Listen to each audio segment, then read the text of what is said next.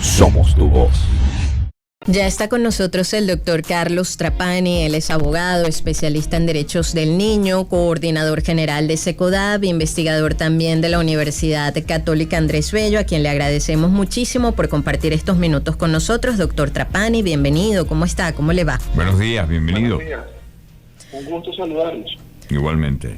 Doctor Trapani, a ver si con usted podemos precisar, y a propósito de todo lo que ha ocurrido tanto en Barinas como en Portuguesa, las autoridades están en plena investigación, pero han dicho que hay 2 jóvenes detenidos a propósito de una intoxicación o varias intoxicaciones que se registraron en planteles del interior del país. Hasta ahora se han identificado en Portuguesa y Barinas, pero decían las autoridades, sospechan y las investigaciones están centradas en eso, se trata de un reto que se ha hecho viral a través de redes sociales. ¿Cómo manejar este tipo de situaciones y cuál es el reto que supone y desafíos y hasta peligros el tema del uso de las redes sociales para niños, porque no solo estamos hablando de jóvenes y adolescentes? ¿Cómo abordar este tipo de situaciones, doctor Trapani? Bueno, en este caso veo 2 opciones. El antídoto tiene que ser la educación, tiene que ser la formación en los niños, tiene que ser el uso responsable de las redes sociales y cómo fomentamos en ellos el análisis crítico de todo lo que pueden consumir en plataformas digitales. La solución no es prohibir las redes sociales, porque es prohibir una parte de la vida de las personas. El tema es cómo transmitimos a los niños herramientas para que puedan hacer un uso correcto y puedan decantar la información y no se dejen llevar por retos, tendencias que evidentemente los colocan en riesgo o colocan en riesgo a otra persona. Y la otra variable, bueno, evidentemente hay una responsabilidad. Y si esos adolescentes son mayores de 14 años, en función del hecho cometido, hay una responsabilidad penal. Entonces, bueno, también eso hay que hacerlo consciente a los adolescentes. Que si bien es cierto, la ley reconoce un conjunto de derechos y la sociedad hace los esfuerzos para podérselos garantizar, pero también a la par hay un conjunto de responsabilidades que están casadas al comportamiento que ellos tienen. Insisto, tiene que ser la prevención y que esta investigación, bueno, sea exhaustiva, expedita, imparcial y que se respeten las garantías tanto de las personas afectadas como también de los adolescentes que están sujetos a esta investigación. A propósito de esa prevención a la que hace referencia, doctor Trapani, ¿cuál es el rol o cuál debería ser el rol de los padres? Bueno, la propia ley dice que los padres tienen una responsabilidad primaria, irrenunciable e indeclinable de custodiar, vigilar, mantener y evidentemente dentro de esas funciones generales tienen que también tener un control y un monitoreo sobre sus hijos en red. Y ahí nosotros recomendamos en el SECODAV que ese monitoreo no sea violento, no sea invasivo, sino que sea un monitoreo constante. Y el monitoreo constante implica, bueno, poder generar una comunidad de interés con respecto a la red social. Crear un clima de comunicación, de confianza. El adulto se tiene que familiarizar con las redes sociales porque hay unas brechas digitales importantes entre los adultos y los adolescentes. Entonces, yo no puedo monitorear algo que no conozco. Entonces, ahí tenemos que conocerlo y para poderlo conocer tenemos que hablar con los adolescentes. Y los padres no pueden pretender que las redes sociales sean los grandes cuidadores de los niños. Entonces, esa es otra responsabilidad de los padres. Y los padres tienen que poder fomentar esa conducta anticipatoria de situaciones de riesgo. Bueno, y eso parte por la educación, parte de la comunicación, parte de ese monitoreo permanente y sobre todo cómo fomentamos en los niños y en los adolescentes autonomía para el cuidado y autonomía para asumir las responsabilidades de los actos que cometen. Y en el caso, doctor Trapani, del entorno educativo escolar, porque por ejemplo en este caso específico de Portuguesa veíamos declaraciones incluso del gobernador de la entidad hablando de un despliegue en las instituciones para garantizar la seguridad de los estudiantes y que no se repitan este tipo de incidentes, pero en ese entorno escolar, ¿qué se debe hacer? Y sumo otra pregunta, aprovechando que usted es abogado, doctor Trapani, y le recuerdo, amigos oyentes que escuchan al doctor Carlos Trapani, quien además es especialista en derechos del niño, coordinador general de SECODAV e investigador de la UCAP. Hay 2 jóvenes detenidos, según han dicho las autoridades. ¿Qué tipifica o cuán contemplado está en la jurisdicción de nuestro país el abordaje de este tipo de casos cuando hay niños o adolescentes implicados? Incluso hoy vemos que, bueno, por hechos totalmente diferentes a estos, hay adolescentes detenidos en cárceles comunes. Y eso, bueno, por el rol de la escuela y las declaraciones de las autoridades. La escuela es un espacio civil Por lo tanto, el docente, la familia, la comunidad educativa es la que tiene que tener el papel preponderante en poder generar condiciones de seguridad y protección de los niños. Podemos colocar infantes de marina, policías, tanques en el patio y no necesariamente vamos a tener mayor convivencia. La convivencia parte por un sistema de relación, un sistema de comunicación, cómo nosotros dirimimos los conflictos en la escuela, porque la mejor escuela no es la que no tiene conflicto, la mejor escuela es la que tiene conflicto y lo sabe abordar a tiempo y con calidad. Esto no se limita a un tema estrictamente de seguridad ciudadana y presencia policial o militar en las adyacencias de las escuelas o dentro de la escuela. Este es un tema cómo respetamos la escuela como un espacio ciudadano y de formación, y que ese hecho educativo sea trascendente para los niños y permita transformar y desarrollar el potencial creativo de cada ser humano, bueno, que ese es el fin de la educación, o sea, para eso existe la escuela. Eso con respecto a las clases. Hay un sistema diferenciado del mundo de adultos.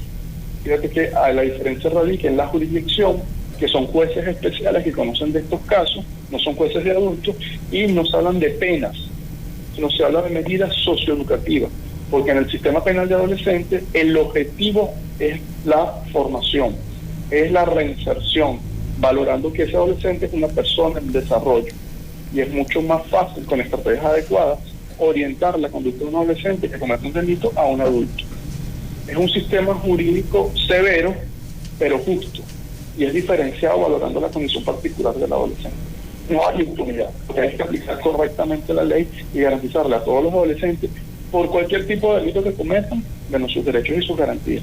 Y hay garantías especiales que protejan al adolescente, que tiene que ver con el juicio educativo, tiene que ver con la incorporación inmediata de la familia, la comunicación inmediata con la familia, tiene que ver con el derecho a opinar, tiene que ver el adolescente que está privado de libertad, tiene derecho a elaborar un plan individual, donde se establezcan estas metas de desarrollo. Entonces, bueno, ahí yo creo que el Estado es el garante a garantizar estos derechos. Y hay un principio básico en el tema penal de adolescentes, que es el derecho penal mínimo. La intervención tiene que ser lo estrictamente necesario y tiene que ser proporcional. Es decir, las medidas que se aplican deben ser racionales en función al hecho cometido y a las consecuencias que se derivan de ese hecho. Deben imputar, señalar, atribuir otros delitos que no correspondan con la conducta presente, evidentemente contrario. Tenemos unas debilidades institucionales importantes, no solo en términos de infraestructura, que sería lo más evidente, lo que podemos observar. Estamos hablando de programas, estamos hablando de servicios, estamos hablando de personal especializado, estamos hablando incluso de presupuesto para garantizar lo básico que sería la manutención de esos adolescentes. ¿Qué les ocurre en términos prácticos? Bueno, que la familia tiene que resolver. La familia tiene que resolver la alimentación, el vestido que requiere ese adolescente. Y hay errores en la detención donde se detienen adolescentes, por ejemplo, en sedes policiales o sedes militares, donde eso está expresamente prohibido. Deben ser entidades de atención especializadas, con personal especializado y bueno, con unas estrategias diferentes al mundo de adultos. Porque si eso no lo garantizamos, ese fin que tiene el sistema del fortalecimiento de capacidades, de valores, de reinserción, no lo vamos a lograr. Entonces, bueno, estamos culpabilizando a adolescentes por un comportamiento donde la sociedad y el Estado generan condiciones para que eso pueda modificarse. De hecho, doctor Trapani, ustedes que están en constante contacto con jóvenes allí en Secodap y siempre hacen actividades, conversatorios, en fin, intercambios, ¿cuál es su mensaje no solo para ese padre, sino quizás ese adolescente, ese joven, ese niño que a lo mejor en este momento va en el carro al colegio con su papá y está escuchando este programa, sobre cómo procurar, porque al final es eso, ¿no? Procurar un uso responsable y consciente y consumo también de las redes sociales, porque al final es como usted dice, no puede ser la solución una prohibición, dice que lo prohibido se hace más atractivo. Y bueno, uno ve que en definitiva empresas que están detrás de este tipo de plataformas, a propósito de tantos reclamos y denuncias, tratan de hacer ajustes en sus configuraciones en cuanto a privacidad de datos, edad a partir de la cual se puede tener acceso a redes sociales, pero su mensaje a ese papá, pero también a ese joven, ese adolescente, ese niño, para aprender a hacer o procurar un uso responsable y consciente de las redes sociales. Las redes sociales democratizaron la información y el conocimiento. Yo puedo estar enterado de lo que pasa en cualquier parte del mundo al clic de una pantalla. Y eso evidentemente me garantiza un conjunto de derechos a la información, a la expresión, a desarrollar iniciativas con otros. Entonces, hay unas ventajas, hay unas potencialidades importantes. Pero como todo en la vida, todo poder genera una responsabilidad. y tenemos que saber el uso de esa red social.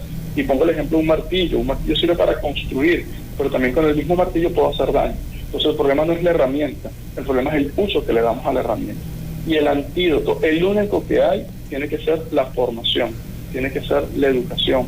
Yo puedo utilizar la red social para entretenerme, para buscar información, para socializar con otros, pero el límite es no hacer daño a otras personas y a mí mismo. Y eso tiene que ser los padres veedores, de que eso se cumpla. Tenemos que monitorear, tenemos que compartir comunidad de intereses, tenemos que decirle a los niños lo que nos preocupa en el tema de las redes sociales, porque también damos los procesos por sentados y como adultos pensamos que los niños saben y que los niños nos entienden, no necesariamente es así. El niño no mide riesgo y no lo mide por una etapa vital, tiene menos experimentación.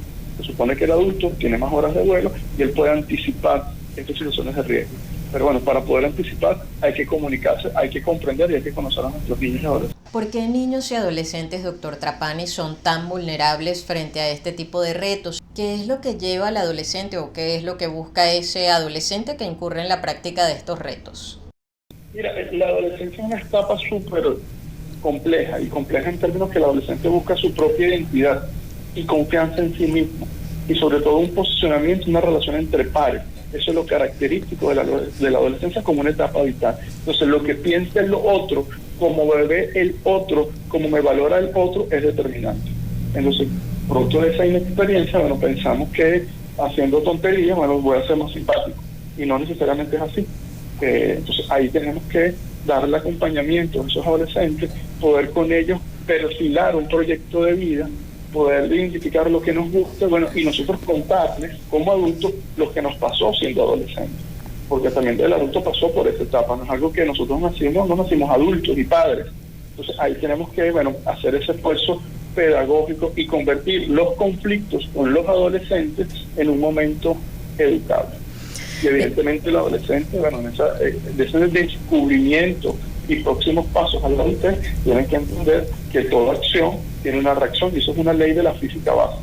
Todo mi comportamiento genera consecuencias buenas o malas, y lo bueno y lo malo tengo que asumirlo también. Eso también se educa y se enseña. Escuchan al doctor Carlos Trapani, abogado, especialista en derechos del niño, coordinador general de SECODAP y también investigador de la UCAP. Ya para concluir, doctor Trapani, uno ve que en otros países hay como iniciativas, esfuerzos, por lo menos en Australia, están buscando prohibir las redes sociales a niños menores de 16 años. Es un proyecto allí. En otros países, en distintos estados de Estados Unidos, también hay iniciativas similares. Pero más allá de eso, uno ve que desde muy pequeños, muy chamos, los niños tienen teléfonos celulares. ¿Cuáles son sus consideraciones a propósito de eso, doctor Trapani? Incluso el tema de llevar los celulares al colegio, por ejemplo. Todas las plataformas digitales tienen normas de acceso, hay edades mínimas para poder ingresar. Entonces, el padre es responsable de poder hacer cumplir esa pauta y esa norma. Niños que no tienen el rango de edad no deberían tener acceso a la red social. Ahora, prohibir los celulares, la tecnología en la escuela, creo que es un error. Lo que tenemos que diseñar la estrategia correcta para que esa herramienta se incorpore en los procesos de enseñanza. Fíjate que durante la pandemia perseguimos, hostigamos, casi amenazamos a los muchachos para que usaran el celular, para que se conectaran, para que prendieran la cámara. Acabó la pandemia y me parece que eso no ocurrió. Y que ahora tenemos que volver al lápiz, al papel, al libro. Recursos, pero no es el único recurso en la enseñanza. Entonces, ahí la escuela creo que tiene una oportunidad de capitalizar la herramienta, porque si peleamos con la herramienta no vamos a ganar absolutamente nada. ¿Cómo la incorporamos? Y sería interesante el descubrir cómo lo incorporamos partiendo de la opinión que tienen los estudiantes con respecto a las tecnologías. Si nosotros en la escuela abrimos los espacios de cómo los muchachos la usan y cómo la pueden incorporar en su dinámica escolar, nos podemos llevar sorpresas y buenas prácticas donde el propio adolescente va a impulsar procesos interesantes de formación y de aprendizaje. Pero hay que abrir los espacios y sobre todo hay que salir de la zona de confort. No necesariamente porque hace 100 años hacemos lo mismo, en el mismo pupitre, tenemos que seguir haciendo igual en estos tiempos de globalización, de tecnología y de inteligencia artificial. Doctor Trapani, si quiere compartir con nosotros las coordenadas de SECODAP, adelante, bienvenido sea. @SECODAP en todas las redes sociales. Era el doctor Carlos Trapani a quien escuchaban, abogado, especialista en derechos del niño, coordinador general de SECODAP y también investigador de la UCAP. Queremos escuchar tu voz. 0414-119-7230. Envíanos un SMS o WhatsApp con tu comentario o denuncia. 0414-119-7230.